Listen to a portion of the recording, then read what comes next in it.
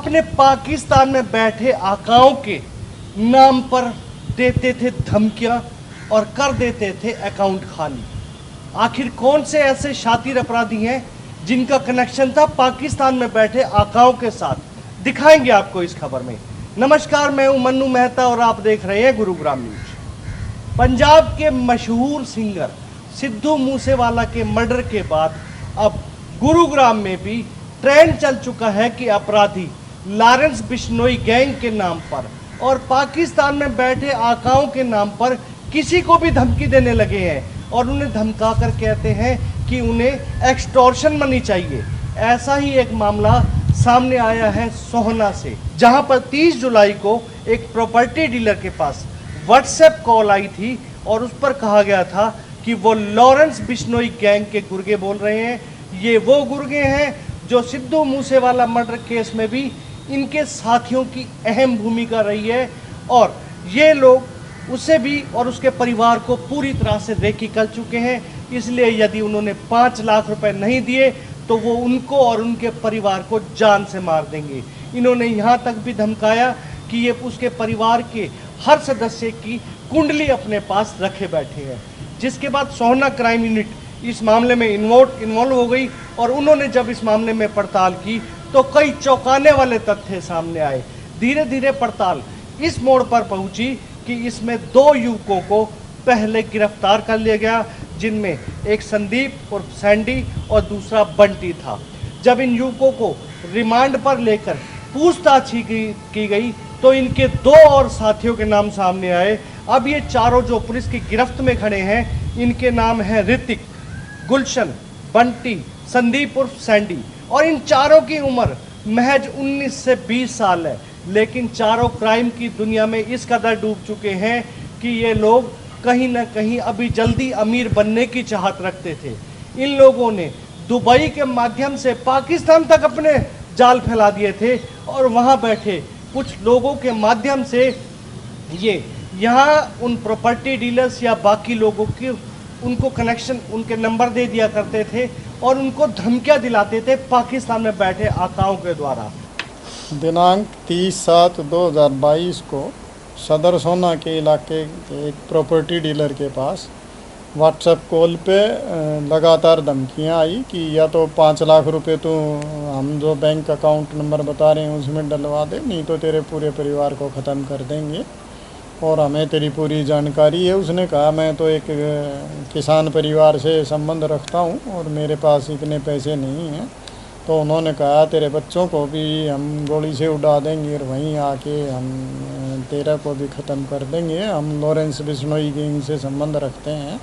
तूने उसका नाम सुना होगा जिसने सिद्धू मूसेवाले का मर्डर करवाया था। इस तरह की भाषा इस्तेमाल करके और उसको डराने की कोशिश की और उससे इस तरह के एक्सटॉर्शन के लिए पैसे मांगे गए, जिस संबंध में सदर सोना पुलिस स्टेशन में केस रजिस्टर करके और उसकी इन्वेस्टिगेशन हमारी क्राइम ब्रांच सोना द्वारा की गई।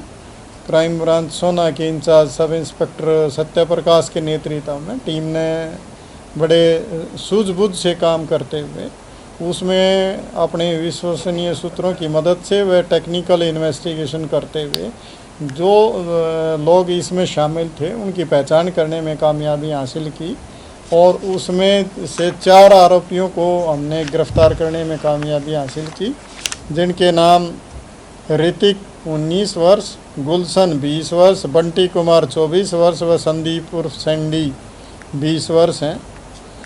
ये 13/8/2022 को राजेंद्रा पार्क से ऋतिक व गुलशन को गिरफ्तार करके इनका 6 दिन का पुलिस रिमांड हमने हासिल किया था और आज उनको उसके बाद रिमांड पूरा होने पर जुडिशियल कस्टडी के लिए हम कोर्ट में पेश कर रहे हैं। और उसके दूसरे जो साथी थे उनको कल गिरफ्तार किया गया, संदीप और सैंडी व बंटी को।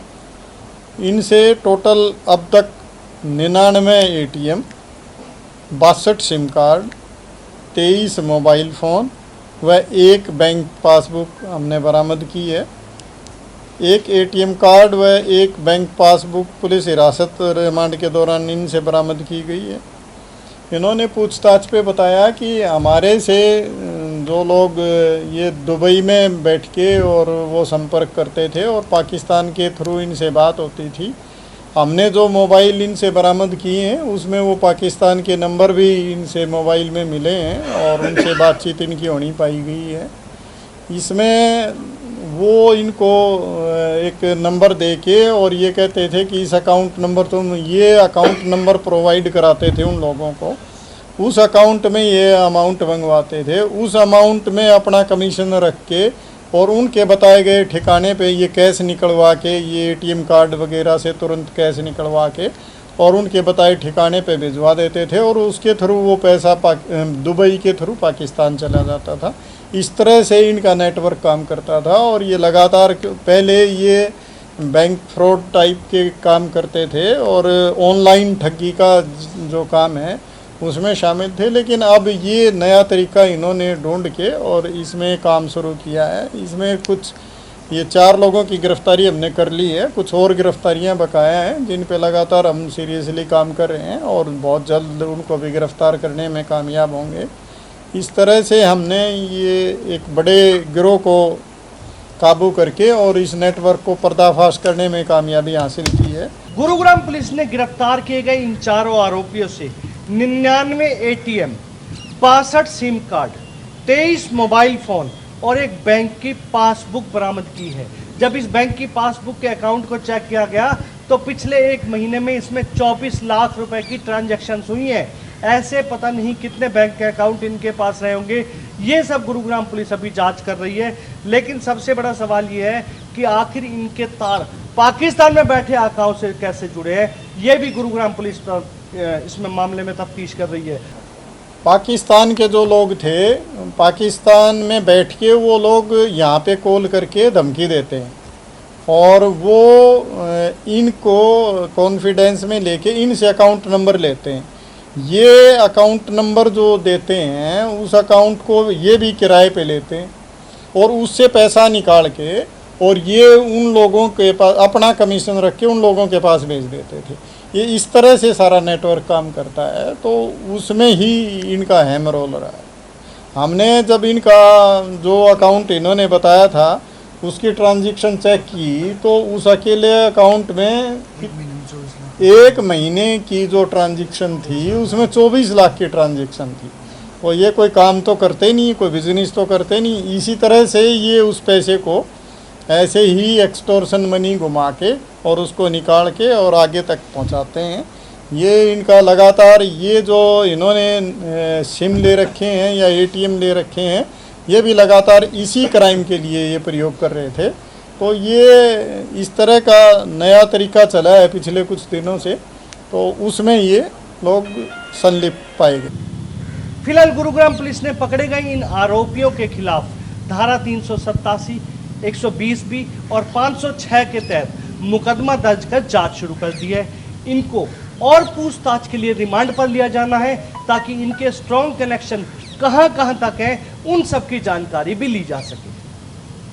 इस खबर के बारे में आप अपनी राय हमें कमेंट करके अवश्य दीजिएगा और इस खबर को ज़्यादा से ज़्यादा शेयर भी कीजिएगा ताकि ज़्यादा से ज़्यादा लोगों तक सही जानकारी सही समय तक पहुंच सके। नमस्कार।